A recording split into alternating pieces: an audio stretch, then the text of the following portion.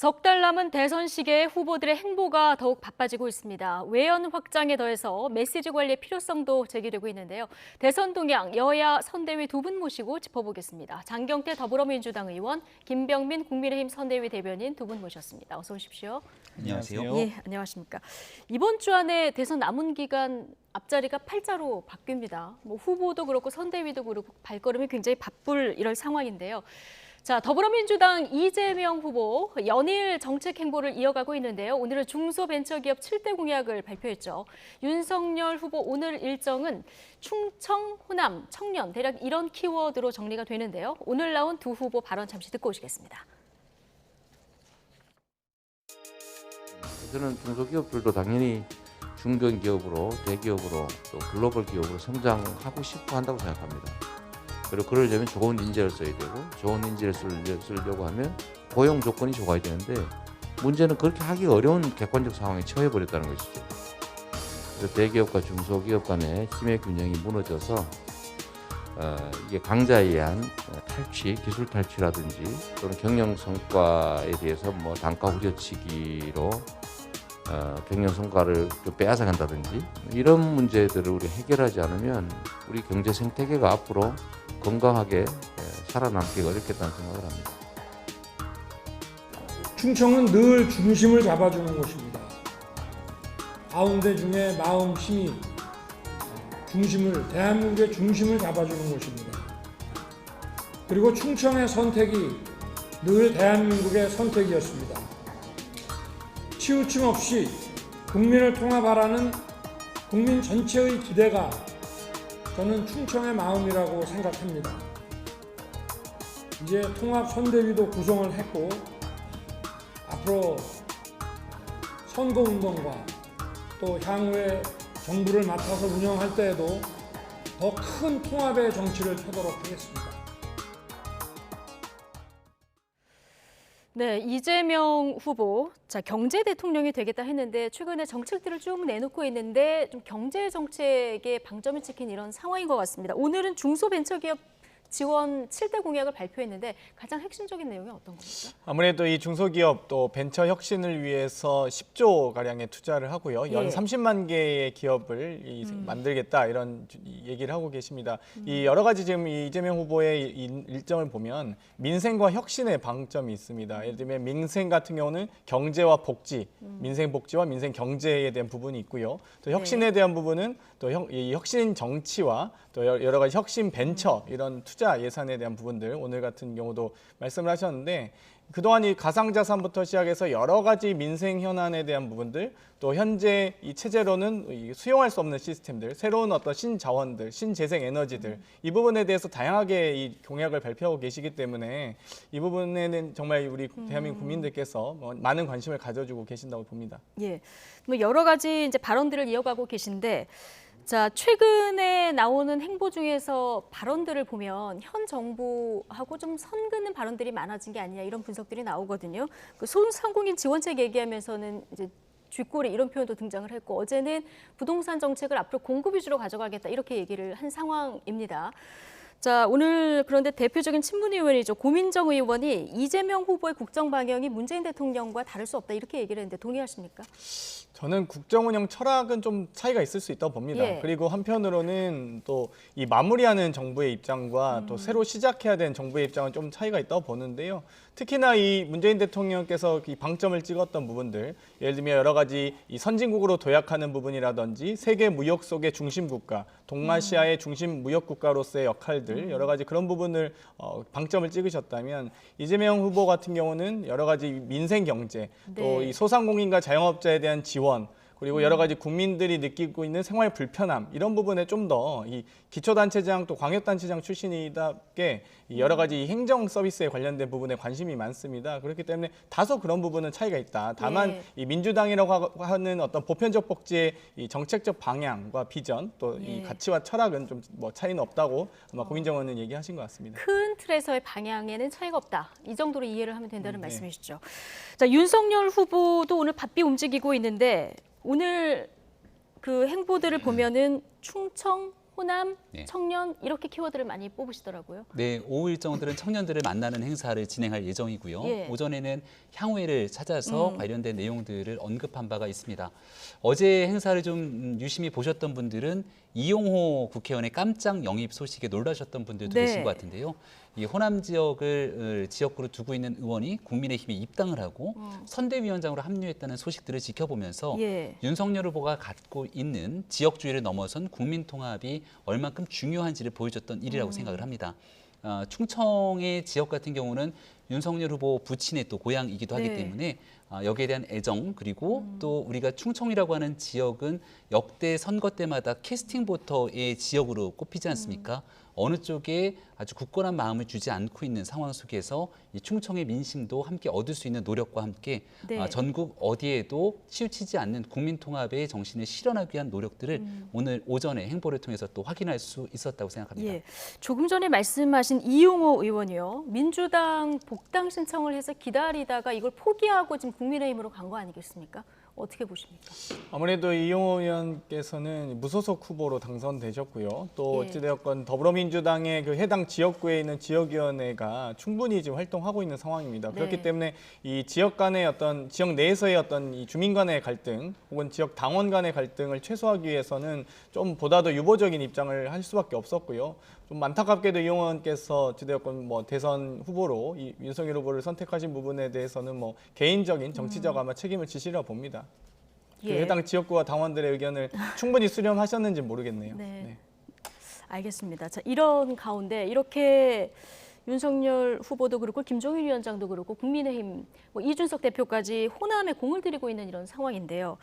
자, 국민의힘 노재승 위원장이요. 5.18 폄하 동영상 공유 논란이 있었는데 그 이후에 과거 네. 발언들도 지금 하나둘씩 나오면서 이게 좀 도마 위에 오른 이런 상황이거든요. 네. 오늘 윤석열 후보는 민간인 신분으로 한 얘기들이고 전반적으로 검토하고 있다 여기까지 얘기했는데 당내 전반적인 분위기는 어떻습니까?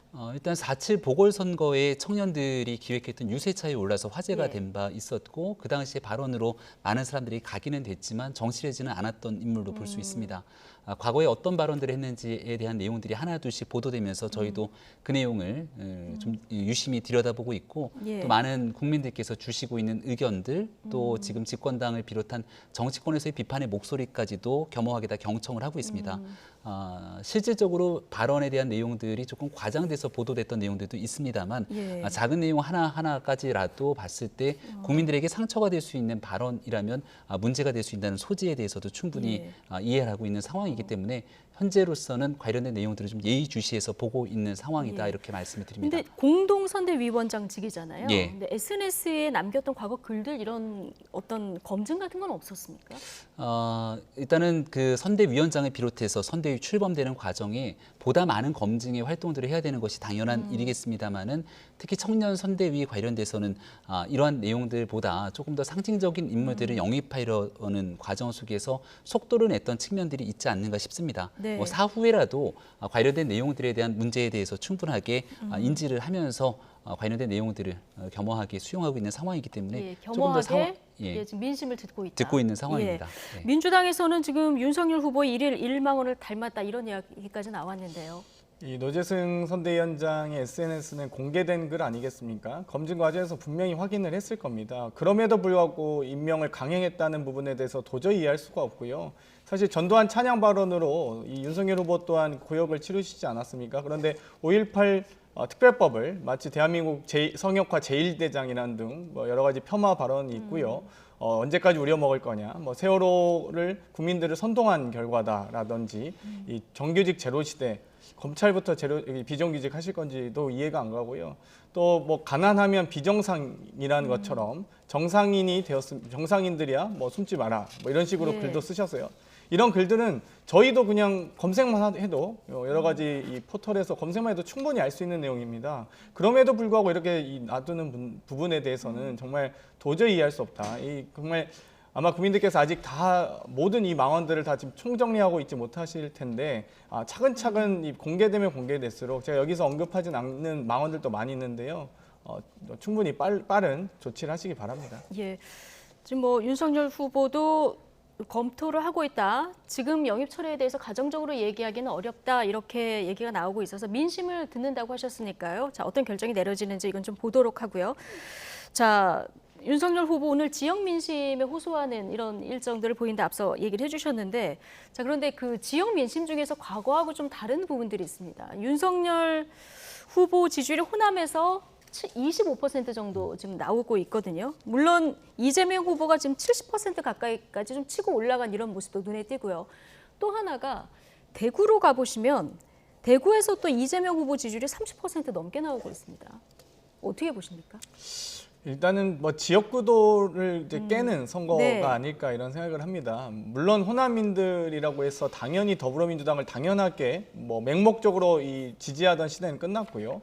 또 한편으로는 더불어민주당이 호남 정당을 탈피해서 전국 정당이 된 지 꽤 됐습니다. 예를 들면 이 울산과 이 경남, 부산, 광역의 의장은 지금 현재 더불어민주당이고요.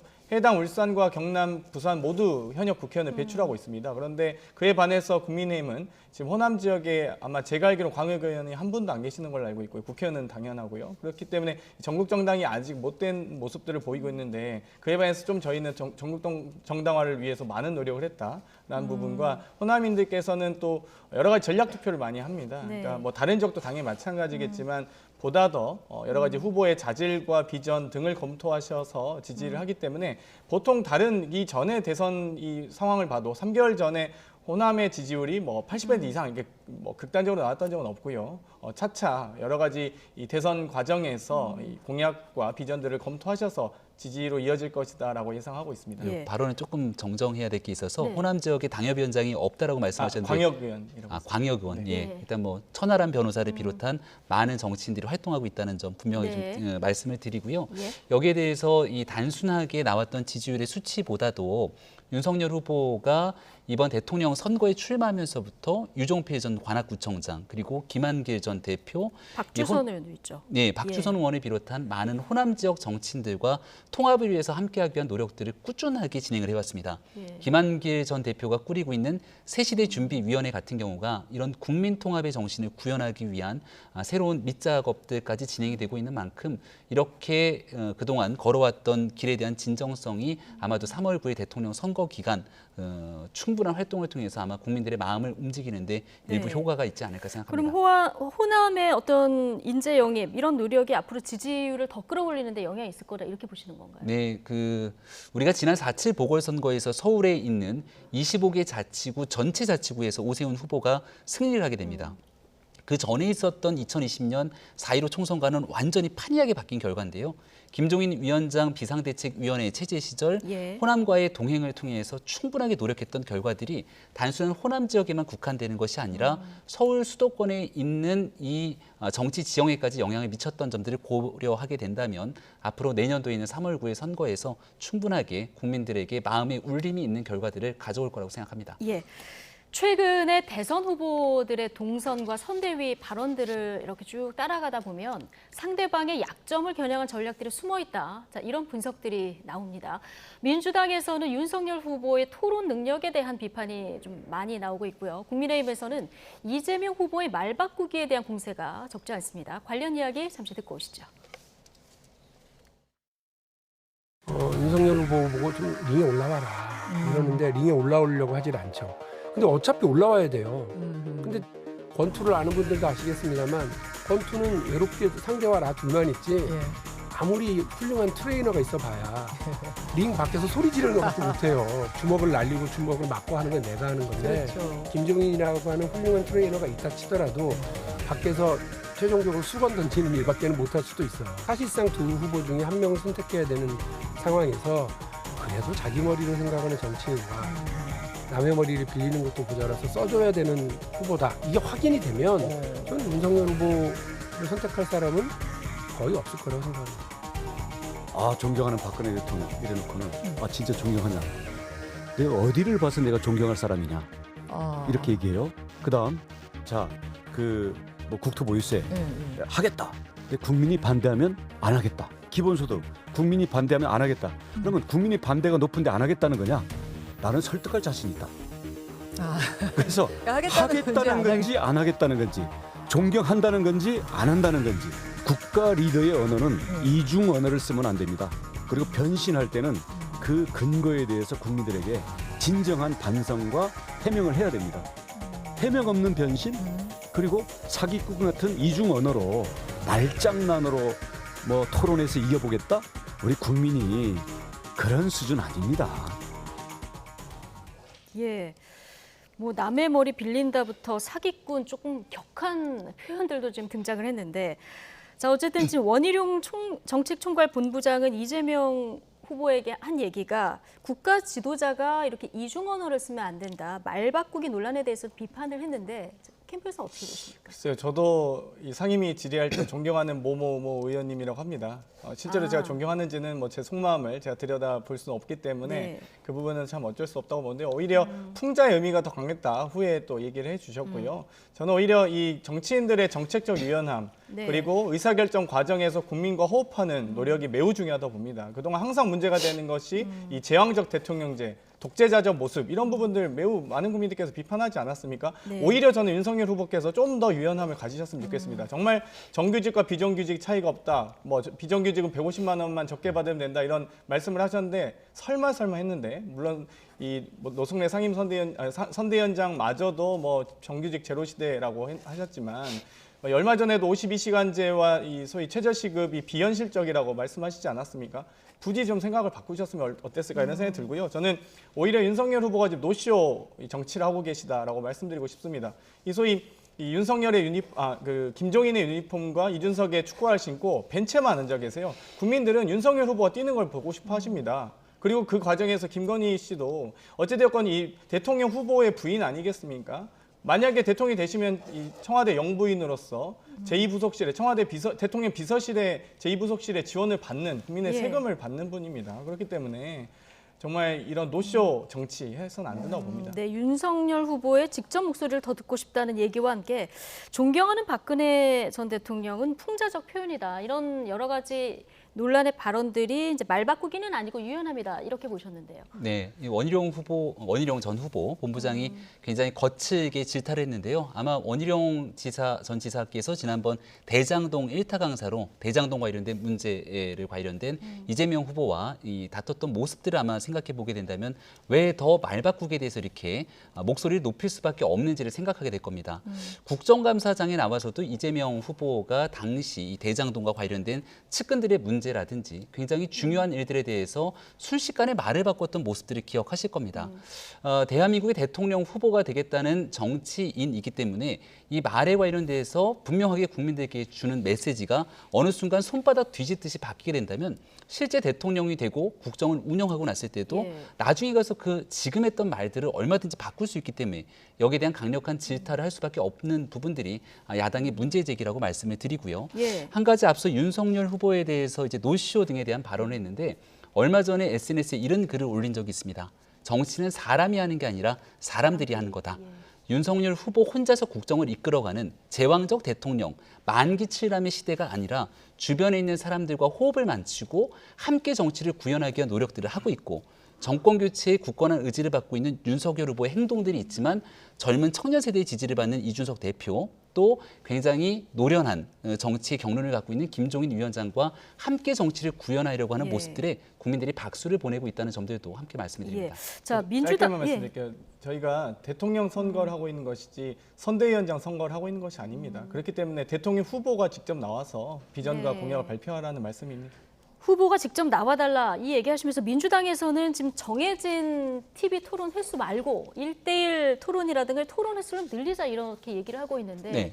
어떻게 저는 받아들이는 더불어민주당이 가능성이 문재인 대통령에게 좀 이 얘기를 물어봤으면 좋겠습니다. 예. 2017년도에 문재인 대통령 앞서가는 후보를 향해서 당시 안철수 후보 등 끝장 토론을 하자, 네. 토론하자고 얘기했을 때 그 내용들을 온전하게 받았던 게 문재인 후보의 모습인지 한번 좀 지켜봤으면 좋겠고요. 네. 선거는 여기에 대해서 분명하게 국민들에게 충분하게 알릴 수 있는 내용들도 중요합니다만은 전략적인 측면에서 가져가야 되는 내용들도 분명히 존재를 합니다. 네. 지금 이재명 후보가 솔직하게 답변하고 또 이야기를 해야 되는 많은 부분들이 있지만 이 토론을 통해서 상대적인 관심을 다른 쪽에 돌릴 수 있는 여지가 상당하고 네. 지금 보여주고 있는 말 바꾸기의 행보들을 보게 된다면 토론에서 했던 얘기와 또 끝나고 나서 했던 얘기들이 얼마든지 바뀔 수 있는 것 아니겠습니까? 네. 법으로 정해져 있고 규정되어 있는 토론들은 당연히 예. 진행이 될 겁니다. 그때 가서 국민들과 함께 토론할 수 있는 기회 이재명 후보가 충분하게 살릴 때가 올 거라고 생각합니다. 예, 알겠습니다. 자, 이쯤에서 오늘 나온 YTN 대선 정례 여론조사도 좀 보실 텐데요.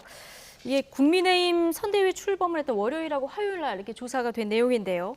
가상 양자 대결에서는 이재명 후보 37.1, 윤석열 후보 45.3 이렇게 오차범위 바뀌고요. 그런데 양자 대결로 오면은 이재명 후보가 42, 윤석열 후보가 46.9 오차범위 안으로 좀 좁혀지는 모습을 보고 있는데 현 추세를 두 분 어떻게 분석하시는지 먼저 장경태 의원님. 일단 다자 대결 같은 경우는 당연히 지지층이 보다 더 먼저 결집하고 있다고 봤던 네. 뭐 여러 가지 정권 교체 여론이 높기 때문에 윤석열 후보가 보다 좀 앞서가는 건 사실입니다. 다만 이 여론조사 조정 국면에서 또 여러 가지 선대위에서 이준석 패싱, 뭐 유승민, 홍준표 패싱에 이어서 뭐 여러 가지 그런 패싱 논란에 때문에 김종인 뭐 전 대표 패싱까지 여러 가지 여론조사 많이 낮아진 측면이 있다고 보고요. 다만 이제 지지층이 결집하고 있는 건 사실인 것 같습니다. 네. 뭐 보면은 이재명 후보 같은 경우는 한 2% 가량 뭐 다들 올라가고 있고 양자 대결 같은 경우도 좀 보다 더 좁혀지는 자꾸 시간이 가면 갈수록 격차가 좁혀지는 모습을 보이고 있기 때문에 네. 아마도 이 지지층이 결집하는 부분과 더불어 후보 간의 어떤 이 여러 가지 선거 예. 활동 과정에서의 공약 혹은 또 망언 이런 실수들도 많이 줄여 나가야 된다고 봅니다. 예. 자, 양자 대결로 가면 좁혀지는 부분도 있고 정권 교체와 정권 재창출 이 여론도 조금 좁혀진 모습이거든요. 현 추이 어떻게 보십니까? 기본적인 구도는 정권 교체 여론이 다소 더 높은 상황이기 때문에 국민의힘의 어느 정도 여론조사가 조금 더 높게 나올 수 있는 구도라는 점은 아마 부인하기가 어려울 것 같고요. 예. 그럼에도 불구하고 장경태 의원님 얘기 주셨던 것처럼 지지층의 결집으로 격차가 좁혀지게 되는 여론조사 수치들도 상당히 나타납니다. 어느 정도 선거대책위원회 구성도 완료가 됐고 구도도 정리 국면들이 된 상황이라면 그다음 국민들께 보여줄 수 있는 건 정권 교체든 정권 유지든 어떤 네. 나라를 만들 건지에 대한 비전과 정책이라고 생각하고요. 예. 김종인 총괄 선대위원장이 오고 나서 12월 말 늦어도 1월 중순까지는 앞으로의 정책 공약에 대한 모습들을 완성하고 보여주겠다고 얘기를 했기 때문에 네. 정책과 공약 비전으로 어떤 나라를 만들지가 국민들의 마음들을 움직이게 되는데 예. 핵심적인 요인으로 또 작용될 예. 거라 생각합니다. 그리고 저희가 현안 조사로 조국 전 장관에 대한 이재명 후보의 사과 여기에 대한 의견도 물어봤는데 이 사과가 적절했다, 적절하지 않았다 이 의견이 굉장히 박빙으로 팽팽하게 붙었는데 중도층만 띄어서 보면은 과반 이상이 적절했다 이렇게 보고 있었거든요. 자, 그렇다고 하면은 이재명 후보의 입장 표명은 뭔가 민심을 잡는데 좀 필요했던 과정이라고 보십니까? 아무래도 뭐 정치인의 사과는 매우 어렵지만 중요합니다. 여러 가지 지금 이재명 후보께서 이 당원으로서 또 정치인으로서 변호사로서 또 인간적인 사과를 계속하고 계시는데요. 정말 사과는 이 자기의 잘못을 인정해야지만 또 가능하기도 하고 또 정말로 진심으로 성찰해야지만 가능한 것이기 때문에 이 진심 어린 또 사과에 대해서 많은 분들이 아마 긍정적으로 평가하실 거라고 보고요. 오히려 사과를 미루거나 걔한테 예. 사과를 준다든 이런 모습만 안 보이면 오히려 더 좋지 않을까 이런 생각이 듭니다. 예. 자, 국민의힘 현안 관련해서도 김종인 위원장의 합류가 윤 후보에 도움이 되느냐 이 여론을 물었는데요. 자, 역시 국민의힘과 보수층에서 도움된다 응답이 굉장히 높은 이런 상황입니다. 그래서 영입 효과가 긍정적이라고 보는 의견이 많은데 반면에 또 윤석열, 김종인, 이준석 이 삼각편대가 오히려 후보에게서 시선을 좀 분산시킨다 이런 지적도 있거든요. 네, 어떻게 모든 보십니까? 사람들의 힘을 합치는 것이 지금 중요한 시대 정신 중에 하나라고 봅니다. 출범식에서 윤석열 후보가 했던 얘기 중에 가장 기억에 남는 것 하나는 99가지 생각이 다르더라도 한 가지 생각, 정권 교체에 대한 뜻이 같다면 모두 함께 뭉쳐야 된다 이런 얘기를 했는데요. 이준석 대표와 또 김종인 위원장, 윤석열 후보가 갖고 있는 생각들이 다소 견해의 차이가 있을지 모르겠지만 예. 지금 있는 국가의 문제들을 해결하기 위한 정권 교체의 의지를 갖고 공정과 상식이 통하는 나라를 만들겠다는 뜻이 같은 만큼 여기에 대해서 국민들께서 지지하고 응원해 주신다고 생각합니다. 알겠습니다. 자, 이 대선 국면에서 장외 대결도 관심인데요. 최근 벽화를 통해서 이재명 후보 지지와 윤석열 후보 지지세가 맞붙기도 했습니다. 박석원 앵커가 정리해드립니다. 지난 7월 서울 종로의 한 중고 서점 벽면에 벽화 하나가 등장해 정치적 논란으로 확산했죠. 바로 국민의힘 윤석열 후보의 아내 김건희 씨를 연상케 하는 이른바 줄리 벽화였습니다. 논란이 되자 하얗게 칠해진 벽화에 배우 김부선 씨로 추정되는 벽화가 다시 등장했습니다. 이번엔 민주당 이재명 후보를 겨냥했다는 해석이 나왔는데요. 이렇게 벽화를 통해 정치적 메시지가 연달아 등장하자 이번엔 아예 벽화 배틀이 붙었습니다. 두 작가가 각각 지지하는 대선 후보들을 벽화로 표현한 건데요. 먼저 이재명 후보를 지지하는 작가 닌볼트는 영화 어벤져스의 시리즈 아이언맨을 오마주해 아이언맨 이재명을 그렸는데 이 후보가 국민의 히어로가 되길 바라는 마음을 담았다고 합니다. 한편 윤석열 후보를 지지하는 작가 탱크씨는 예술가 뱅크씨의 유명 그래피티 눈 먹는 소년을 패러디했는데요. 우산이 필요할 때 우산을 내밀어 줄 수 있는 사람이 필요한 시점이라며 이를 표현한 겁니다. 이번 배틀에 참여한 두 작가는 웃으며 가볍게 정치에 접근할 수 있었으면 좋겠다며 정치 혐오보다는 풍자 문화가 자리 잡길 바란다는 기대를 덧붙였는데요. 이번 벽화 배틀은 투표를 거쳐 승자를 겨루게 됩니다. 승자의 그림은 2주 동안 외벽에 전시되며 승패와 상관없이 두 작품 모두 NFT, 대체 불가능 토큰으로 제작될 예정인데요. 표현의 자유냐, 정치적 성향 표출이냐를 놓고 매번 논란이 끊이지 않았던 벽화. 이번엔 벽화 배틀이라는 이야깃거리를 낳고 있습니다. 지난번 그 여름의 벽화 논란은 굉장히 부정적인 의미가 강했는데 이번 벽화는 좀 긍정적인 메시지를 담은 그 벽화들까지 저희가 볼 수 있었는데 이거 알고 봤더니 문화예술 매니지먼트사 회사 대표가 이 공간을 임대를 했더라고요. 그래서 이게 아트 배틀을 붙이고 지금 투표를 하겠다 이렇게 했는데 뭐 어떤 그 그림이 더 좋냐 이건 물어보나 마나 일 것 같고. 자, 문화예술의 이 풍자 현상 어떻게 보시는지 이렇게 질문드리겠습니다. 아무래도 과거의 벽화에 비해선 과거의 벽화는 좀 이제 이 의욕을 그린 벽화였다면 이번 벽화는 후보의 강점 혹은 후보에게 바라는 상을 그린 벽화이기 때문에 당연히 의미가 깊다고 보고요. 또 여러 가지 전 정치 풍자는 표현의 자유의 영역에서 또 장점을 드러내는 방식이라면 이 글로만 장점을 드러낼 게 아니라 그림으로도 이 장점을 드러낼 수 있는 것 아니겠습니까? 또 좀 더 권장했으면 좋겠고요. 오히려 우산을 씌워주셨는데 우산이 혹시나 청약 통장이었으면 참 좋았을 텐데 국민에게 드리는 그런 생각도 들었습니다. 네. 청약 통장도 들고 나오셨는데요. 예, 어떻게 보셨습니까? 벽화를 자세히 보면은 빨간색 우산을 씌워주고 있고요. 네. 파란색 우산이 다소 망가진 채 떨어져 있는 모습을 볼 수가 있을 그렇군요. 겁니다. 예. 국민께 씌워드렸어야 될 파란색 우산이 제 기능을 못했기 때문에 빨간색 우산을 씌우고 있고요. 네. 그 옆에 보면 촛불이 활활 타서 그림이 떨어지고 있는데 촛불이 희망과 빛이 될 거라고 생각했지만 그러지 못했던 문재인 정부의 모습들과 함께 윤석열 후보가 국민이 정말 어려울 때 우산을 씌워줄 수 있는 모습을 그려냈다는 긍정적인 모습을 잘 봤고요. 말씀 주셨던 것처럼 정치가 혐오의 대상이 아니라 풍자, 또 때로는 즐거움과 참여의 대상이 될 수 있는 일이기 때문에 이번 벽화 배틀은 굉장히 긍정적인 의미를 갖고 있다고 생각합니다. 김병민 대변인의 작품 해설까지 저희가 들어볼 수 있었는데요. 어쨌든 여러 의미를 담고 있는 정치 풍자를 담은 벽화 얘기까지 나눠봤습니다. 장경태 더불어민주당 의원 그리고 김병민 국민의힘 선대위 대변인과 함께했습니다. 고맙습니다. 고맙습니다.